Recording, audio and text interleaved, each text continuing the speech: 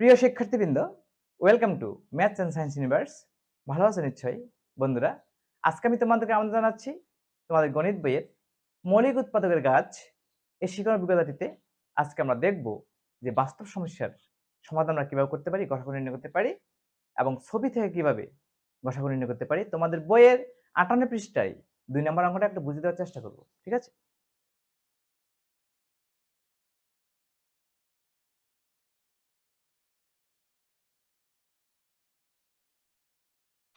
দেখো তোমাদের বইয়ের 58 পৃষ্ঠা 2 নম্বরটা একটু তোমরা বোর্ডে ডান দিকে দেখে নাও চিত্রটা 2 নম্বর। আমি তোমাদেরকে বাম পাশে একটু চিত্র এঁকে বুঝিয়ে দেওয়ার চেষ্টা করছি। চিত্র থেকে 144 এর গসাগু নির্ণয় করা যায় কিভাবে বলো তো? এটা চিত্র আছে 100 মিটার, 44 মিটার চিত্র দেওয়া আছে। এনিওয়ে, তো চিত্র আমরা আঁকার চেষ্টা করি। 44 বন্ধুরা, এতটুকু হলো 100 সেন্টিমিটার, এতটুকু 100 সেন্টিমিটার, এখান থেকে এই পর্যন্ত এটা হলো 100 সেন্টিমিটার। দেখো তোমাদের এদিকে দেখো 100 সেন্টিমিটার, আর এতটুকু হলো 44 সেন্টিমিটার। আমি অনুপাত ঠিক রাখার চেষ্টা করেছি। আমি 100 নিয়েছি 25 এর সমান, আর 44 নিয়েছি 11 এর সমান। 4 ভাগ করে নিয়েছি। 25 সেন্টিমিটারকে 100 সেন্টিমিটার ইকুইভ্যালেন্ট ধরে নিয়েছি, আর 11 সেন্টিমিটারকে 44 সেন্টিমিটার ইকুইভ্যালেন্ট ধরে নিয়েছি, সমতুল ধরে নিয়েছি। এদিকে 44, এটা হলো 100। এনিওয়ে, এই যে বর্গক্ষেত্র, এই বর্গক্ষেত্রের প্রতিটা বাহু 44 সেন্টিমিটার, এটাও 44 সেন্টিমিটার, ঠিক আছে? এখানে যে এতটুকু আছে, তাহলে 44 দুটো 88, এতটুকু 88, 100 থেকে 80 12, এতটুকু 12 সেন্টিমিটার, এতটুকু 12 44 মধ্যে কতবার? 3 12 36, 3 বার। 44 এর মধ্যে 12 আছে 3 বার। এখানে আমরা 3টা আয়তক্ষেত্র এঁকে ফেলি। কেমন? 3টা আয়তক্ষেত্র এখানে হবে, 3টা আয়তক্ষেত্র, রাইট? 3টা আয়তক্ষেত্র।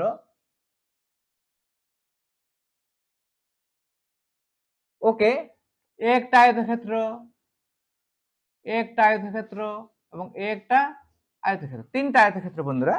প্রতিটা আয়তক্ষেত্র হলো তোমার কতটুকু?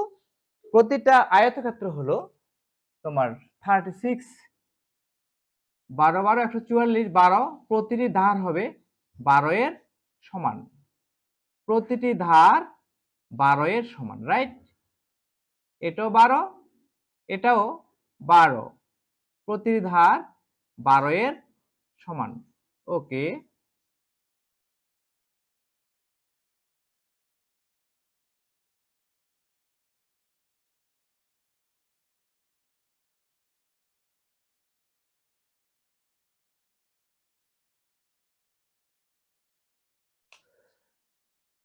বারো বারো বারো বারো বারো বারো 3 12 36। কেমন? 44 থেকে 36 চলে গেলে আর থাকে 8, আরো 8 থাকে, এবং এই 8কে আমরা অর্ধেক করব, 8। আর এখানে আমরা কি করব? এটা 3 ভাগের 1 ভাগ নেব। কতটুকু? 3 ভাগের 1 ভাগ। এটা 3 ভাগের 1 ভাগ, এটাকে ডবল করব। তাহলে আমার এই ছোট ক্ষুদ্র ছোট বর্গ, একটা বর্গ, এবং এখানে আরেকটা বর্গ, ঠিক আছে? এখানে আরেকটা বর্গ, এই দুইটা বর্গ, এখানে দুইটা আমার বর্গ আছে। কয়টা বর্গ? দুইটা বর্গ, ঠিক আছে? আমরা একটু কালো কলম দিয়ে সেপারেট করে দিচ্ছি। দুইটা বর্গ এখানে আছে, রাইট? এখানে দুইটা বর্গ আছে।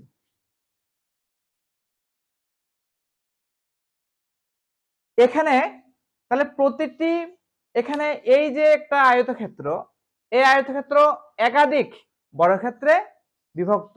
এটা একটা বর্গক্ষেত্র, এটা একটা বর্গক্ষেত্র, এটা একটা বর্গক্ষেত্র, এটা একটা বর্গক্ষেত্র, এটা একটা বর্গক্ষেত্র। নিচে যে আছে এতটুকু 8, এতটুকু 12, এখানে আরো দুটো বর্গক্ষেত্র আঁকা হলো। সেই বর্গক্ষেত্র হলো কত? তোমার 4 4। এবং এই যে একটা বর্গক্ষেত্র, এই বর্গক্ষেত্রের প্রতিটা বাহু হলো 8 এর সমান, এটাও 8, এটাও 8, ঠিক আছে। এই বর্গক্ষেত্র হলো তোমার 44 গুণ 44 বর্গ সেন্টিমিটার, ঠিক আছে। এই বর্গক্ষেত্র হলো 12 গুণ 12 বর্গ সেন্টিমিটার। এই বর্গক্ষেত্র হলো 8 গুণ 8 বর্গ সেন্টিমিটার। এই বর্গক্ষেত্র হলো 4 গুণ 4 বর্গ সেন্টিমিটার।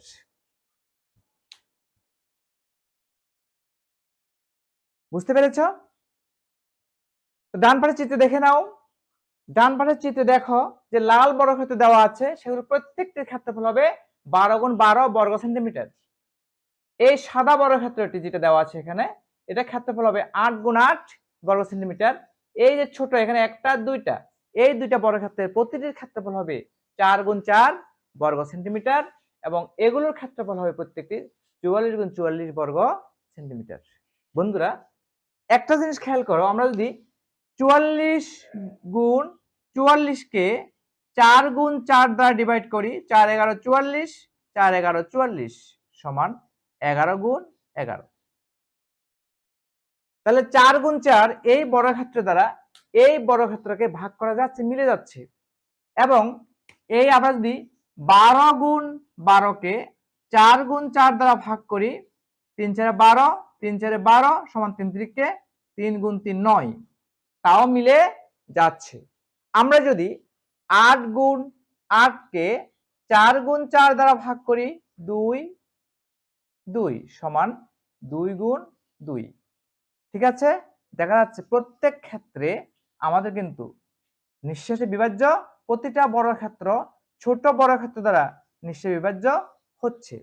আর 4 গুণ 4 কে তো 4 গুণ 4 দ্বারা ভাগ যাবেই, সমান 1 গুণ 1, দ্যাট ইজ 1, তাই না? এই দেখো, তাহলে 4 গুণ 4 দ্বারা এই যে 44 কে ভাগ করা, 44 গুণ 44 কে ভাগ করা যাচ্ছে, 12 গুণ 12 কে ভাগ করা যাচ্ছে, 8 গুণ 8 কে ভাগ করা যাচ্ছে, 4 গুণ 4 কে তো ভাগ করা যাবে, নিজেকে নিজেকে ভাগ করে তো নিঃশেষে বিভাজ্য হয়। ভাগ করা যাচ্ছে বলতে নিঃশেষে বিভাজ্য হচ্ছে। দ্যাট ইজ বলতে পারি যে এই চিত্র থেকে বলতে পারি এই চিত্রের ক্ষেত্রফল, এই চিত্রের গসাগু হলো 4। গসাগু কত? 4। কারণ 4 দ্বারা 44 কে ভাগ করা যায়, 4 দ্বারা 100 কে ভাগ করা যায়। প্রতিটি বর্গক্ষেত্রের প্রতিটি বাহু হলো 4 এর সমান। তাহলে বড় বর্গক্ষেত্র ছোট বর্গক্ষেত্র প্রত্যেকটি বর্গক্ষেত্রের বাহুর দৈর্ঘ্যকে 4 দ্বারা ভাগ করলে মিলে যাবে। দেখো, আমরা যদি 100 কে 4 দ্বারা ভাগ করি, 4 25 100, ভাগফল 25 হবে। 4 দ্বারা 44 কে ভাগ করলে 4 11 44, ভাগফল 11 হবে। তাহলে এই দুটি সংখ্যার 44 এবং 100 এর গসাগু হলো 4। আমরা বর্গক্ষেত্র পরিমাপ করে কিন্তু দেখালাম যে এখানে এটা একটা আয়তক্ষেত্র। এই আয়তক্ষেত্রের দৈর্ঘ্য হলো 100 সেন্টিমিটার, প্রস্থ হলো 44 সেন্টিমিটার। এই আয়তক্ষেত্রটি অনেকগুলো ছোট ছোট বর্গক্ষেত্রে বিভক্ত। এটা একটা বর্গক্ষেত্র, এটা একটা বর্গক্ষেত্র, লাল এগুলো একটা বর্গক্ষেত্র, সাদা এটা একটা বর্গক্ষেত্র, এবং নীলগুলো এক একটা বর্গক্ষেত্র, ঠিক আছে। আমাদের এই বর্গক্ষেত্র, ঠিক আছে, এটা আমরা সাদা না দিয়ে আমরা এটাকে একটু ডোটাকাটা করে দিই, তাহলে এটা আরেকটা বর্গক্ষেত্র, কেমন? ওকে, আমাদের মোট 1 2 3 4 5 ধরনের বর্গক্ষেত্র পেলাম। ছোট বড় 5 ধরনের বর্গক্ষেত্র পেলাম। সবচেয়ে ছোট বর্গক্ষেত্র হলো 4 গুণ 4। দেখা যাচ্ছে 4 গুণ 4 দ্বারা প্রত্যেকটি বর্গক্ষেত্রকে ভাগ করলে ভাগশেষ 0 হচ্ছে, ভাগশেষ 0 হচ্ছে। দ্যাট ইজ আমি বলবো যে 44 এবং 100 এর গসাগু হলো 4। 44 এবং 100 গসাগু 4। প্রত্যেকটি বর্গক্ষেত্রের বাহুর দৈর্ঘ্যকে ছোট বর্গক্ষেত্রের বাহুর দৈর্ঘ্য দ্বারা ভাগ করা যাচ্ছে। ছোট বর্গক্ষেত্রের বাহুর দৈর্ঘ্য হলো 4, আর প্রত্যেকটি বর্গক্ষেত্রের বাহুর দৈর্ঘ্য, এটা হলো 44, এটা হলো 12, এটা হলো 8, এটা হলো 4। প্রত্যেকে 4 দ্বারা ভাগ করা যাচ্ছে, নিঃশেষে বিভাজ্য হচ্ছে 4 দ্বারা। সুতরাং আমরা বলবো 44 ও 100 এর গসাগু 4। আশা করি তোমরা সবাই বুঝতে পেরেছো। আমরা যদি ভাগ পদ্ধতি একটু দেখাই, দেখো, আমরা যদি 44 দ্বারা 100 কে ভাগ করি, 44 দুগুণে 88, এই দেখো, এটা 44, এটা 44, 88 থেকে গেল 12 দ্বারা 44 কে ভাগ করো, এই 12 দ্বারা 44কে ভাগ করতে গেলে আমার কত হবে? 3 12 36, 14 থেকে 6 গেলে 8, 8 দ্বারা 12কে ভাগ করো, 8 একে 8 থাকলো 4, 4 দ্বারা 8কে ভাগ করো, 4 দুগুণে 8। দেখা যাচ্ছে ভাগ পদ্ধতিতে গসাগু হচ্ছে 4, দ্যাট ইজ 44 এবং 100 এর গসাগু 4। আমরা ছবি থেকে বের করলাম 44 এবং 100 এর গসাগু 4। আশা করি তোমরা সবাই বুঝতে পেরেছো। বন্ধুরা একটু দেখে নাও।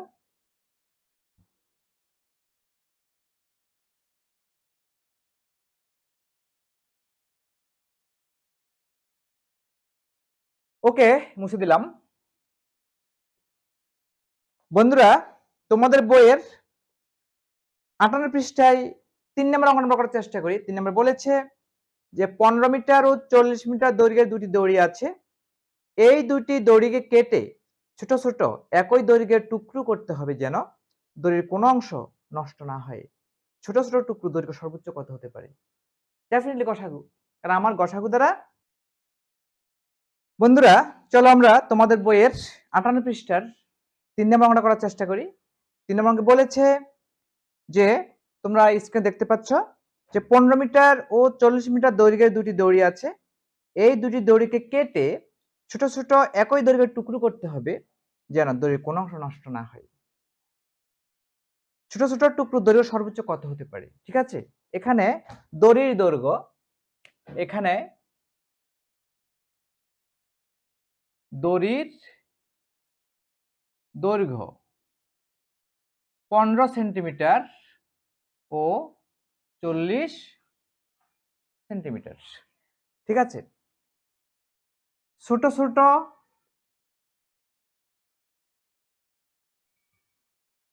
টুকরোর সর্বোচ্চ দৈর্ঘ্য হবে, ছোট ছোট টুকরোর সর্বোচ্চ দৈর্ঘ্য হবে 15 সেন্টিমিটার ও 40 সেন্টিমিটার এর গসাগু এর সমান। গসাগু এর, কারণ আমরা যদি গসাগু দ্বারা 15 সেন্টিমিটার ভাগ করি মিলে যাবে, কোনো ভাগশেষ থাকবে না। গসাগু দ্বারা 40কে ভাগ করলে কোনো ভাগশেষ থাকবে না। গসাগু মানে হলো গরিষ্ঠ সাধারণ গুণনীয়ক, সবচেয়ে বড় গুণনীয়ক, কমন গুণনীয়ক তাদের মধ্যে। ওকে, আমরা ভাগ পদ্ধতিতে গসাগু নির্ণয় করি বন্ধুরা। এখন আমরা যদি দেখি যে 15 দ্বারা 40কে ভাগ করো, 15 দুগুণে 30, নামলো 10, 10 দ্বারা 15কে ভাগ করে দাও, 10 একে 10, নামলো 5, 5 দ্বারা 10কে ভাগ করে দাও, 5 দুগুণে 10। বন্ধুরা তাহলে এখানে আমাদের গসাগু হলো 5। গসাগু কত? 5, ডেফিনেটলি গসাগু 5। সুতরাং গসাগু 5। ঠিক আছে, গসাগু যদি 5 হয় তাহলে দেয়ারফর ছোট ছোট টুকরার দৈর্ঘ্য 5 সেন্টিমিটার। এটা আমাদের উত্তর। কারণ আমি যদি 5 সেন্টিমিটার ছোট ছোট টুকরো করি তাহলে কোনো কাপড়ের টুকরো নষ্ট হবে না, কারণ 5 দ্বারা এটাকে 3 ভাগ করা যাবে, 5 দ্বারা 5 সেন্টিমিটার কাটলে এটাকে 8 ভাগ করা যাবে, কোনো কাগজ টুকরো নষ্ট হবে না। তাহলে নিশ্চয়ই 15 40 গসাগু এর সমান হবে। বন্ধুরা আশা করি তোমরা বিষয়টা বুঝতে পেরেছো। একটু দেখে নাও।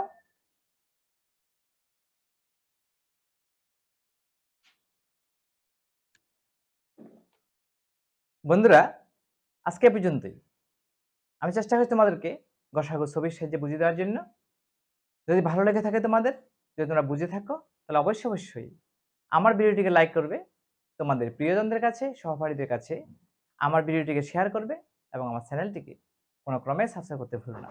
বন্ধুরা ভিডিওর ডান কোনো উপরে আই বাটন ক্লিক করলে তোমরা তোমাদের গণিত বইয়ের সকল ভিডিও পেয়ে যাবে এবং তোমাদের এই যে শিক্ষণ অভিজ্ঞতা মৌলিক উৎপাদকের গাছ, এই শিক্ষণ অভিজ্ঞতাটি সকল ভিডিও পেয়ে যাবে। এগুলো বের করে অবশ্যই প্র্যাকটিস করবে, কারণ প্র্যাকটিস মেক্স পারফেক্ট। ধন্যবাদ বন্ধুরা, দেখা হবে পরের ভিডিওতে।